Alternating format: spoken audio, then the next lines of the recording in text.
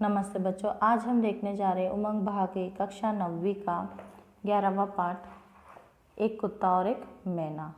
इसके लेखक है श्री हजारी प्रसाद द्विवेदी। इनका परिचय हम देखेंगे। इनका जन्म सन 1907 ईस्वी सन में हुआ। स्थान उत्तर प्रदेश राज्य के बलिया जिले में आरत दुबे का छपरा गांव में हुआ। भाषा शैली इनकी जटिल, गंभीर और दर्शन प्रधान, बातों को भी सरल, सुबोध एवं मनोरंजक ढंग से प्रस्तुत करना। इनकी रचनाएं, मुख्य रचनाएं हम पढ़ेंगे बच्चों। अशोक के फूल, कुटज, कल्पलता, बाणभट्ट की आत्मकथा, पुनर्नवा, हिंदी साहित्य का उद्भव और विकास, हिंदी साहित्य की भूमिका, कबीर। पुरस्कार साहित्य अकादमी पुरस्कार एवं पद्म भूषण। ठीक है बच्चों, इनका मृत्यु हुआ सन 1979 में। प्रस्तावना प्रसंग हम देखेंगे।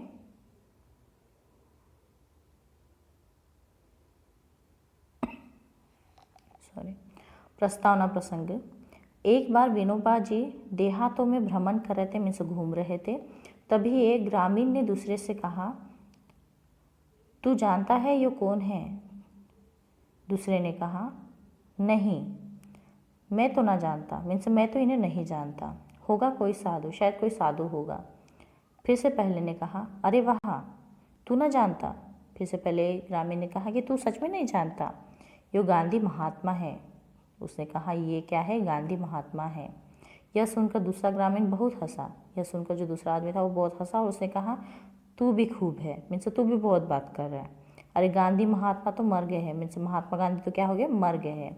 इस पर पहले ने बड़े विश्वास के साथ कहा, बावले ये तू क्या कहे? अरे कहीं महात्मा मरा कहे क्या? मीन्स कभी महात्मा मरते हैं क्या? इसके ऊपर हमें कुछ क्वेश्चंस पूछे गए, हम लोग रीड करेंगे। पहला प्रश्न, आपके विचार में महात्मा लोगों की क्या विशेषताएं होती हैं? आंसर हम लोग लिख सकते हैं, महात्मा लोग अपनी सुख सुविधाओं को, अपने स्वार्थ को त्याग कर समाज के लिए जीते हैं। दूसरा प्रश्न हम देखेंगे, बावले यो तू क्या कहे? अरे कहीं महात्मा मरा करे है? ग्रामीण ने ऐसा क्यों कहा? क्योंकि महात्मा लोग अपने अच्छे कर्मों के कारण अमर बन जाते हैं, वे सदा के लिए हमारे मन में जीवित रहते हैं। तीसरा प्रश्न हम देखेंगे बच्चों, आप ऐसे कौन कौन से काम करना चाहेंगे जिससे आपका नाम सदा याद किया जाए? ठीक है बच्चों, तो यहाँ पर लिख सकते हैं, मैं बेसहारा लोगों के लिए एक आश्रम की स्थापना करूँगा, गरीब बच्चों की पढ़ाई के लिए मदद करूँगा। ठीक है बच्चों, उसके बाद हम लोग इस लेसन का सारांश देखेंगे, मीन्स इस लेसन में क्या दिया गया है वो हम लोग देखेंगे। एक कुत्ता और एक मैना पाठ या निबंध लेखक हजारी प्रसाद द्विवेदी जी के द्वारा लिखित है। ठीक है बच्चों, ये जो पाठ है या निबंध है, किसने लिखा है? हजारी प्रसाद द्विवेदी ने लिखा है। इस निबंध में पशु पक्षियों और मानव के बीच प्रेम, भक्ति, विनोद और करुणा जैसे मानवीय भावों का प्रस्फुटन हुआ है। मीन्स यहाँ पर बताया गया है कि इंसान पशु पक्षियों से, प्राणियों से कैसे प्रेम करता है, कैसी करुणा करता है, और पशु पक्षी और प्राणी भी इंसानों से कैसे प्रेम करते हैं। प्रस्तुत निबंध में कवि रविंद्रनाथ की कविताओं और उनसे जुड़ी यादों के माध्यम से उनकी संवेदनशीलता और सहजता का चित्रण किया गया है। ठीक है बच्चों, इसमें रविंद्रनाथ टैगोर के बारे में लिखा गया है, उनकी जो संवेदनशीलता था उसके बारे में लिखा गया है, और सहजता से में बहुत अच्छी तरीके से इसमें इसका चित्रण किया गया है। लेखक के अनुसार कई वर्ष पहले गुरुदेव शांति निकेतन को छोड़कर कहीं और जाने को इच्छुक थे। ठीक है बच्चों, यहाँ पर लेखक यहाँ पर कह रहे हैं कि जो रविंद्रनाथ टैगोर थे वो शांति निकेतन छोड़कर कहीं और जाने के लिए यानी जाना चाहते थे। उनका स्वास्थ्य ठीक नहीं था, ठीक है, उनकी तबीयत ठीक नहीं थी, इसलिए वे श्री निकेतन के पुराने 3 मंजिले मकान में कुछ दिनों तक रहे। उनकी तबीयत ठीक नहीं थी, इसलिए वो कहाँ रहे? श्री केतन के पुराने 3 मंजिले, मीन्स 3 खानों वाला जो रहता है ना, first floor, second floor, third floor, ऐसे मकान में वो रहे, तीसरे मंजिले पर रहे। वे सबसे ऊपर के तल्ले में रहने लगे, मीन्स सबसे ऊपर का जो फ्लोर था वो उसमें रहने लगे। छुट्टियों के दौरान आश्रम के अधिकतर लोग बाहर चले गए थे। ठीक है बच्चों, छुट्टियां थी, छुट्टियों के वजह से क्या हुआ, आश्रम के जो लोग थे कई लोग बाहर चले गए थे। एक दिन लेखक अपने परिवार के साथ गुरुदेव रविंद्रनाथ से मिलने श्रीकेतन जा पहुँचे। ठीक है, तो यहाँ पर स्वयं लेखक उनसे मिलने के लिए गए हैं श्रीकेतन में। तो यहाँ पर देखेंगे हम क्या हुआ है, गुरुदेव वहाँ अकेले रहते थे। गुरुदेव वहाँ पर क्या थे, अकेले ही रहते थे। शांति निकेतन की अपेक्षा श्री निकेतन में भीड़ भाड़ होती थी। ठीक है बच्चों, यहाँ पर बताया गया है शांति निकेतन जो है वहाँ पर जितनी भीड़ भाड़ नहीं होती थी उतनी श्री निकेतन में भीड़ भाड़ कम होती थी। ठीक है, यानी शांति निकेतन में ज़्यादा होती थी और श्री निकेतन में कम होती थी। लेखक और उसके परिवार को देखकर गुरुदेव मुस्कुराते हुए उनका हाल पूछे। ठीक है, गुरुदेव ने उनको देखा, उनके परिवार को देखा और उन्होंने हंसते हुए उनका हाल चाल पूछा, मीन्स आप कैसे हैं, ठीक है ना। ठीक उसी समय उनका कुत्ता धीरे धीरे ऊपर आया और उनके पैरों के समीप खड़ा होकर पूंछ हिलाने लगा। जब वो ये हाल चाल उनसे पूछे तभी क्या हुआ, उनका जो कुत्ता था वो धीरे से ऊपर आया और उनके पास आकर खड़ा हो गया और अपनी पूंछ हिलाने लगा। गुरुदेव कुत्ते की पीठ पर हाथ फेरते हुए उसे खूब स्नेह दिए। ठीक है बच्चों, गुरुदेव ने उस कुत्ते को देखा और अपने हाथ से उसे सहलाया, उसके सर को सहलाया। तत्पश्चात गुरुदेव ने लेखक को संबोधित करते हुए कहा, देखा तुमने, यह आ गए। ठीक है बच्चों, तब क्या कहा, गुरुदेव ने लेखक को संबोधित से लेखक को देखते हुए कहा, देखा तुमने, यह आ गए, आखिर मालूम चल गया इन्हें कि मैं यहाँ हूँ। उन्होंने कहा, देखा ये आ गए हैं, इन्हें पता चल गया कि मैं यहाँ हूँ। और देखो कितनी परितृप्ति इनके चेहरे पर झलक रही है, और देखो इनके चेहरे पर कितनी खुशी झलक रही है। आगे लेखक कहते हैं कि वाकई गुरुदेव से मिलकर उस कुत्ते को जो आनंद की अनुभूति हुई थी वह देखने लायक थी, है ना बच्चों। यहाँ पर लेखक कहते हैं कि जब कुत्ते के सर पर गुरुदेव ने हाथ सहलाया, उनसे मिले जब वो, तो उस कुत्ते के चेहरे पर बहुत आनंद था, संतुष्टि थी कि हाँ मेरे मालिक मेरे साथ है। ठीक है बच्चों, यहाँ पर फोटो दी गई है, नीचे देखिए। किसी ने उस बेजान जानवर को रास्ता नहीं दिखाया था और नहीं बताया था कि उसके स्नेहदाता उससे 2 मील दूर रहते हैं। ठीक है बच्चों, तो यहाँ पर कहा गया है किसी ने भी उस यानी बेज़बान में से बिना बात करने वाले जानवर को किसी ने भी नहीं बताया था कि उसके मालिक यहाँ रहते हैं, है ना, 2 मील यानी दूर रहते हैं। फिर भी वह गुरुदेव के पास पहुँच गया, फिर भी वो बिना किसी के सहायता से वो अपने स्वामी के पास पहुँच गया है। गुरुदेव ने इसी कुत्ते को लक्ष्य करते उसके प्रति कविता के माध्यम से अपना प्रेम और स्नेह भाव भी जताया है। गुरुदेव ने क्या किया है, इस कुत्ते के प्रति अपना प्रेम स्नेह, है ना, वो सब बताने के लिए भी कविता के माध्यम से अपना प्रेम यानी यहाँ पर बताया है। उस कविता में कवि रविंद्रनाथ ने अपनी मर्मभेदी दृष्टि से इस भाषाहीन प्राणी की करुणा दृष्टि के भीतर उस विशाल मानव सत्य को देखा है। ठीक है बच्चों, यहाँ पर कहा गया है कि रविंद्रनाथ जी ने क्या किया है, उस कविता के माध्यम से वो क्या कहना चाहता है, उस यानी प्राणी के मन में क्या चल रहा है, वो सब वो करुणा, उसके अंदर का विशाल यानी मानव जैसा जो सत्य है वो उन्होंने इसके आधार पर बताया है। लेखक के अनुसार जब गुरुदेव का चिताभस्म आश्रम लाया गया तब उस समय भी वो कुत्ता आश्रम तक पहुंचा था और गंभीर अवस्था में चिताभस्म के पास कुछ देर खड़ा रहा। ठीक है बच्चों, तो यहाँ पर बताया गया है, लेखक कह रहे हैं कि जब गुरुदेव का चिताभस्म, है ना, मीन्स जब उनको यानी जलाया गया, तब उनको लाया गया, तो तब भी वो उनके सामने यानी बहुत टाइम तक बैठा रहा गंभीर अवस्था में, मीन्स दुखी इसमें बैठा रहा उनके पास।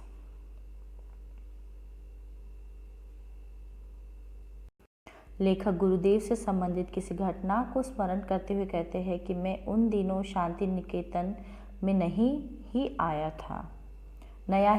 था। यहाँ पर लेखक कह रहे हैं कि वो टाइम पर मैं शांति निकेतन में क्या था, नया आया था, है ना, कोई चीज़ यानी कोई घटना को याद करते हुए कहते हैं कि वो टाइम पे मैं जब शांति निकेतन में नया आया था।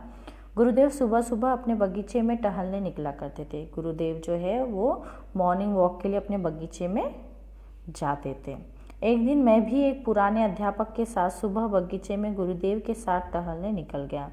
एक दिन मैं भी क्या हुआ, एक पुराने जो हमारे शिक्षक थे उनके साथ मैं भी टहलने के लिए बगीचे में निकल गया। गुरुदेव बगीचे के फूल पत्तियों को ध्यान से देखते हुए और उक्त अध्यापक से बातें करते हुए टहल रहे थे। गुरुदेव क्या कर रहे थे, पत्ते देख रहे थे पेड़ों के और अध्यापक के साथ बात करते हुए टहल रहे थे, मीन्स वॉक कर रहे थे। मैं चुपचाप उन दोनों की बातें सुनता जा रहा था और लेखक क्या कर रहे थे, उनकी बात चुपचाप से सुनते जा रहे थे। गुरुदेव अध्यापक महोदय से पूछ रहे थे कि बहुत दिनों से आश्रम में कौवे दिखाई नहीं दे रहे हैं, जिसका जवाब वहाँ किसी के पास नहीं था। गुरुदेव अध्यापक से पूछ रहे थे कि बहुत दिन हो गया, बहुत दिनों से आश्रम में कौवे नहीं दिखाई दे रहे हैं, है ना। उसका आंसर किसी के पास भी नहीं था। आगे लेखक कहते हैं कि अचानक मुझे उस दिन पता चला कि अच्छे आदमी भी कभी कभी प्रवास चले जाने पर मजबूर होते हैं। तो यहाँ पर बताया गया है, उस दिन लेखक को ऐसा लगा कि बहुत अच्छे लोग भी कभी कभी यानी क्या होते हैं, प्रवास चले जाने पर मजबूर होते हैं, मीन्स जाने की भी उनकी मजबूरी होती है। अंततः एक सप्ताह के बाद वहाँ बहुत सारे कौवे दिखाई दिए। उसके बाद क्या हुआ, एक हफ्ते के बाद वहाँ पर बहुत सारे कौवे दिखाई दिए। लेखक अपना एक और अनुभव साझा करते हुए कहते हैं कि एक रोज़ सुबह मैं गुरुदेव के पास उपस्थित था। उस समय आसपास एक लंगड़ी मैना फुदक रही थी। ठीक है बच्चों, लेखक यहाँ पर अपना और एक अनुभव शेयर कर रहे हैं। वहाँ पर वो कह रहे हैं कि एक दिन सुबह मैं जब गुरुजी के पास था, उस समय वहाँ पर एक लंगड़ी मैना क्या कर रही थी, फुदक रही थी, मीन्स घूम रही थी, उड़ी मार रही थी। तभी गुरुदेव ने कहा, देखते हो यह युद्ध भ्रष्ट है। वो क्या है, युद्ध भ्रष्ट है। यहाँ आकर रोज़ फुदकती है, यहाँ पर आकर वो क्या करती है, रोज़ यहाँ पर चिलकारियाँ मारती है, फुदकती है। मुझे इसकी चाल में एक करुणा भाव दिखाई देता है। मुझे इसकी चाल में क्या दिखाई देता है, एक करुण भाव दिखाई देता है, प्रेम वाला भाव दिखाई देता है। लेखक कहते हैं कि यदि उस दिन गुरुदेव नहीं कहे होते तो मुझे मैना का करुण भाव दिखा ही नहीं दे पाता। लेखक यहाँ पे कह रहे हैं, अगर उस दिन गुरुदेव ने ये बात नहीं कही होती तो शायद मुझे भी उसका वो करुण भाव नहीं दिख पाता। जब गुरुदेव की बात पर मैंने ध्यानपूर्वक देखा तो मालूम हुआ कि सचमुच ही उसकी मुख पर करुण भाव झलक रहा है। जब लेखक ने सच्ची यानी गुरुदेव की बात सुनी और उसके चेहरे पर देखा मैना के, तो सच में उन्हें ऐसा उनका करुण भाव दिखाई दिया, उस मैना का करुण भाव दिखाई दिया। आगे लेखक मैना के बारे में कहते हैं कि शायद यह विदुर पति था जो पिछले स्वयंवर सभा के युद्ध में आहत और परास्त हो गया था। वो कह रहे हैं कि शायद ये क्या था, विदुरपति था जो पिछली स्वयं सभा में क्या हुआ था, स्वयंवर सभा में युद्ध में आहत और परास्त मीन्स हार गया था। या फिर हो सकता है कि विधवा पत्नी हो, या तो क्या हो सकती है, विधवा पत्नी हो जो पिछले किसी आक्रमण के समय पति को खोकर अकेली रह गई हो। या तो क्या हो सकती है, कोई विधवा पत्नी हो सकती है जो अपने पति को खोकर अकेली रह गई हो। शायद बाद में इसी मैना को लक्ष्य करके गुरुदेव ने एक मार्मिक कविता लिखी। शायद इस मैना का करुण भाव देखकर ही क्या हुआ, गुरुदेव ने एक मार्मिक कविता लिखी, मीन्स हृदय को छूने वाली कविता लिखी। लेखक कहते हैं कि जब मैं उस कविता को पढ़ता हूँ तो उस मैना की करुणामय तस्वीर मेरे सामने आ जाती है। वे खुद पर अफसोस जताते हुए कहते हैं कि कैसे मैंने उसे देखकर भी नहीं देख पाया और कैसे कहीं रविंद्रनाथ की आंखें उस बेचारे के मर्मस्थल तक पहुंच गई। क्या हुआ है, यहाँ पर गुरुदेव ने उनके उस मैना के ऊपर कविता लिखी है और जब भी यानी लेखक उस तस्वीरों को देखते हैं तो उनके मन में यानी बहुत अफसोस होता है कि मैंने कैसे नहीं देखा कि उस चिड़िया का जो करुण स्वभाव था मैंने कैसे नहीं देखा, उस बेचारी मर्मस्थल तक पहुँच गई, मीन्स वो इतने यानी नीचे तक यानी इतनी इस पर पहुंच गई, वो इतनी दुखी थी और मैंने कैसे नहीं देखा, उन्हें यानी बहुत दुख होता है। एक दिन वह मैना उड़ गई। एक दिन क्या हुआ, वह मैना उड़ गई। जब सायंकाल को कवि ने उसे नहीं देखा तो उन्हें बहुत अफसोस हुआ और कहने लगे कितना करुण है उसका गायब हो जाना।